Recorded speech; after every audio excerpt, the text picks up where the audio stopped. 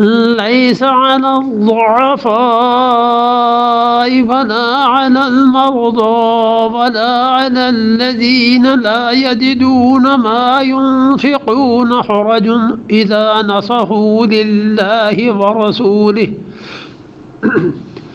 ما على المحسنين من سبيل والله غفور رحيم. لیس علی الضعفاء، اور کوئی حرج نہیں ہے ضعیفوں پر، جو کمزور ہیں ان کے لیے کوئی حرج نہیں ہے، یعنی اللہ نے انہیں مکلف ہی نہیں کیا، وہ مکلف نہیں ہیں.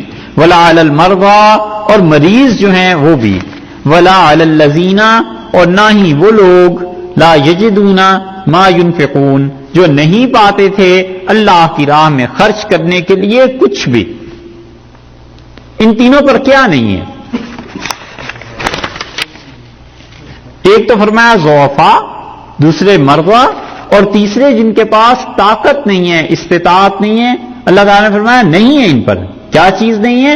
حرج، جہاد. کوئی مذائقہ نہیں ہے ان کے رکنے میں. تین گروہ اللہ نے مستثنا قرار دیے.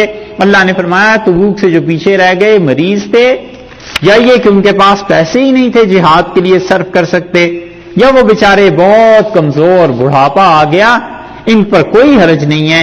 اذا نصحوا للہ، لیکن دیکھیے بات کیا فرمائی ہے کہ اذا نصحوا للہ، جب ان کے دل صاف تھے اللہ سے، ورسولہ، اور اس کے رسول صلی اللہ علیہ وسلم سے دل صاف تھے، خدا نے ان کے لیے کوئی الزام نہیں رکھا، کوئی حرج نہیں ہے ان کے مدینہ منورہ ٹھہرنے میں.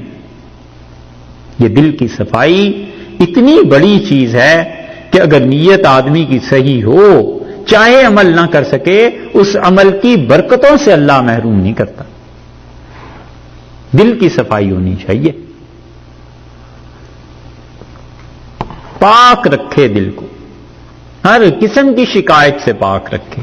اللہ کے مخلوق میں کسی کے متعلق اپنے دل میں کانٹا نہ ہو، حتیٰ کہ اپنے دشمنوں کے خلاف بھی خدا سے رحمت ہی مانگتا رہے اور انتقام کا تو قطعاً ارادہ ہی نہ کرے بدلہ لینے کا.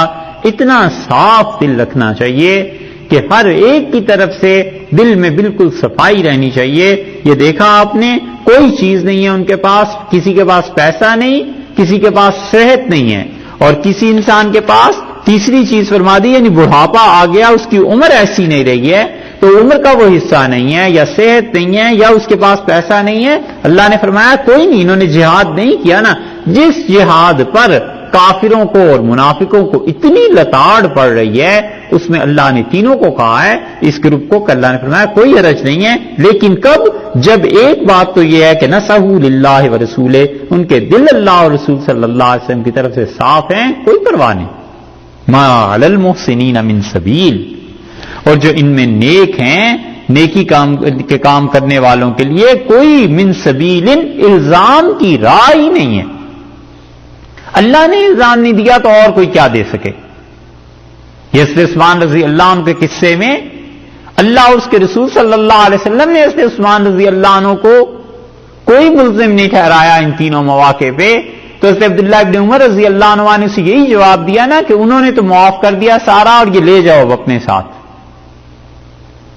یہی چیز یہاں بھی فرمایا ما علی المحسنین من سبیل، جن لوگوں نے نیکی کی ہے کوئی راہ نہیں ہے ان کے لیے الزام کے لیے.